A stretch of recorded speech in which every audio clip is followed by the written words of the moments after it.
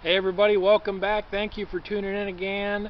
Pretty exciting video today. I'm going to share with you the findings that I came across here a while back, kind of just by accident, milling around the internet looking for information on how exactly Swiss makes their powder so clean, and stumbled upon a document from a gentleman whom I'd come by his name before, and some of his research just never quite what I was looking for, so I hadn't thought of it again. But lo and behold, he did indeed put together a document addressing a lot of the issues we have all had with trying to produce Swiss quality black powder.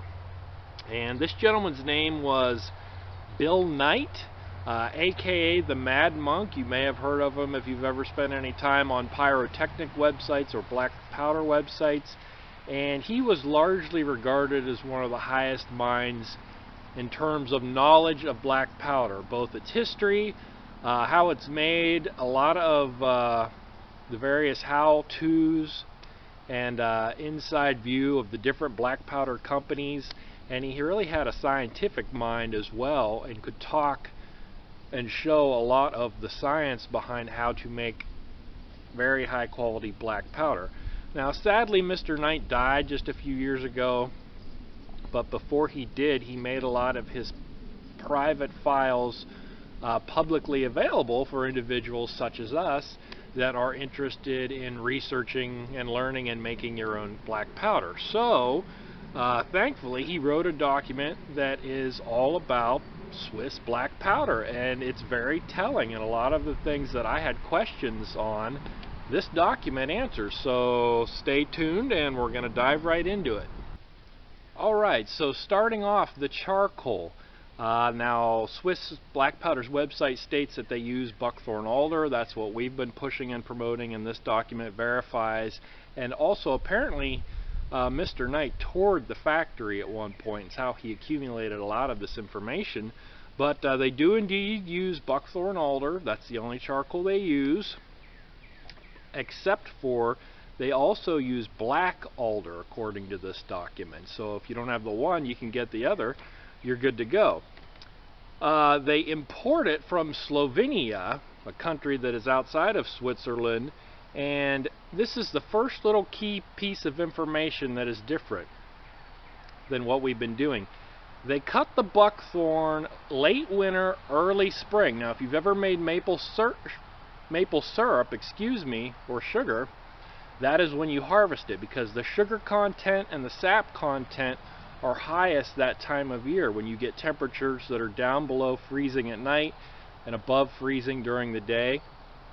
Apparently, this is one of the keys that enables them to produce powerful and clean burning black powder. So that time of year is what you need to have, and this time of year that we just went through, I harvested about a truckload of this stuff, so I will have it ready to go. But that's the first little tidbit of what they do differently. The second thing they do with it, now this is going to be a little difficult for us. You could do this, but the aging. Now, I've heard everything from Swiss ages their wood for their charcoal from a year to 7 years and everything in between. But this document states that they age it for 3 years, and that is when it does its thing, molecularly speaking, and all of the various compounds are at the prime time to turn into charcoal. So 3 years is what they do to age it. Not that you can't make good gunpowder out of it, but if you want to mimic Swiss, aged for 3 years and dried and debarked. Okay, so moving on, how they go about producing their charcoal. So it states that they cut it into ideal pieces, which there's some photos that accompany this document, smaller so it doesn't take too much effort to char them, and it's placed in what they call a cradle, which kind of looks like a giant elongated iron cage, and it's packed in there very tightly, no air gaps. And then that is placed into a giant iron cylinder, which is like the size of a Volkswagen. It's on a set of railroad tracks.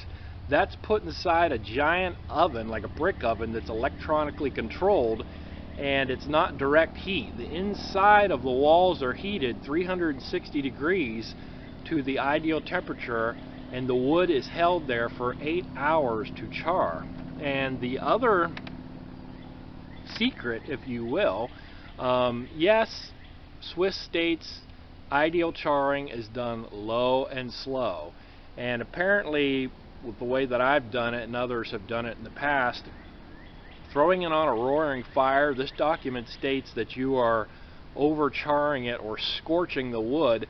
You're messing up the ideal carbon content, and that's also messing up the ideal moisture and creosote content.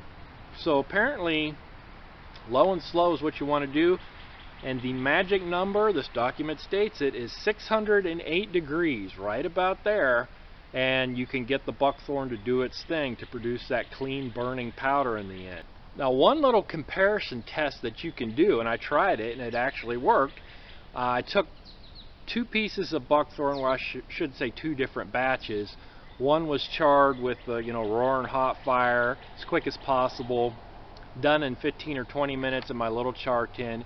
And the other one I suspended over a small fire on a grate and rotated it like every 30 seconds to keep the temperature low. So on the bottom, 30 seconds. It took a long time. It was a very tedious way to do it, but that took about an hour and a half to char that out. So low and slow. And one little test that you can do that this document shows is the hot, quick charred charcoal. If you rub it on a piece of paper, it's just jet black in color. And the buckthorn alder that has been charred low and slow, when you rub it on there, it will have a brownish cast to it. And this is apparently a sign that you have the wood doing what it's supposed to do in order to produce clean burning powder. So I tried that little test, and lo and behold, it worked. So that's a huge piece of information for us at home to follow. Alright, so next, the chemicals and the chemical ratios. This document shares what Swiss uses. They use nothing more than potassium nitrate, their buckthorn alder charcoal, and their sulfur. That's all that's in it. There's no magic ingredient. Those are pure ingredients, no fillers or additives in there. And the measurement that they use in order to produce their sporting powder, and apparently according to this document, the kind of powder that we make with the 75% 15-10 ratio, that's what is referred to as blasting powder. So I don't know if that's for use in like quarries or what, but it's not considered firearms powder according to Swiss. And their mixture that they use is 78% potassium nitrate, 12% buckthorn alder charcoal, and 10% sulfur. And that is the ratio that they use to produce their sporting powders. So that's the one that I've been playing with, that ratio. And again, a huge little tidbit of information there. So next, it talks about in the document the milling methods that Swiss uses, and they do use a large industrial roller mills. Now obviously we can't mimic that type of milling in our little hobbyist ball mills, but one thing I did take away from that is it gives different time breakdowns for each type of powder. And the sporting powder, it had the longest mill ratio or time of any of the powders listed. It was 1200, what they refer to as tours. I believe that's revolutions around on this large rotary mill. And so what I took away from that is don't skimp on the milling, which we have all learned. And for sporting powder, when in doubt, mill longer. So with my current powder, I've milled it for over 24 hours to get it to the desired effect as of late, and it seems to be making some really good quality powder. So the last thing that I wanted to share with you guys that I thought might be of help from this document is this talks about the polishing or the glazing of the powder. Now this is the process where it is gently tumbled after it has been mixed, milled, corn, broken up, sized. It's gently tumbled in these huge barrels. Again, there's pictures in this document, and they are slowly tumbled in these barrels for 24 hours at 20 RPM, and this knocks down all the sharp little edges and it polishes the powder. If you look at it under a microscope, you can see it's polished. And apparently a lot of people have said, oh, you do that because it pours easier out of a powder horn or flask. That may be, but it's not the reason Swiss states that they do that. Apparently, if you do that, you get a more uniform burn rate, and it will add to a greater accuracy and consistency shot to shot.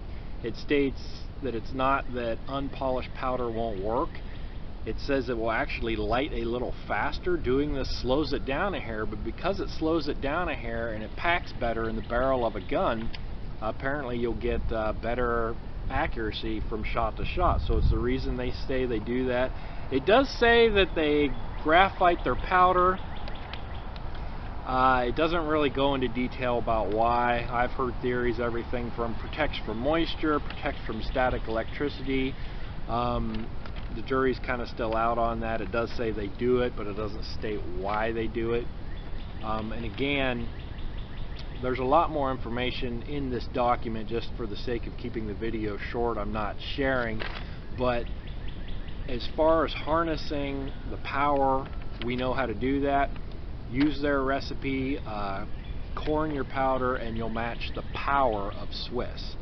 The cleanliness, it's everything I laid out. It's the type of wood, it's when it's cut, it's how it's aged, it's how it is charred. Now, I will tell you all, I've been playing with this new information, and it seems to be very promising indeed, right on the heels of Swiss. I haven't shot any yet, but I took 2 little piles of powder, put it on a clean piece of paper, one using the old mix with the hot charred made charcoal, and the other with all this new information. I lit the 2 piles, rubbed my finger on it.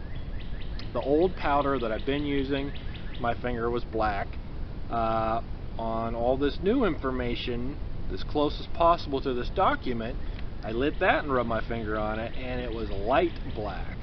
Noticeable big time difference. So I'm excited to experiment a little more, and in the next video we're going to shoot some of this new powder. And my personal feeling on this is going to get us as close to possible, if not to match Swiss. Obviously we can't automatically age wood 3 years, so there's a few things here we can't quite get. But armed with this knowledge, I think we're going to be able to get pretty darn close to Swiss. So exciting news in the realm of black powder making. Thank you all for tuning in, and we'll see you all again next time.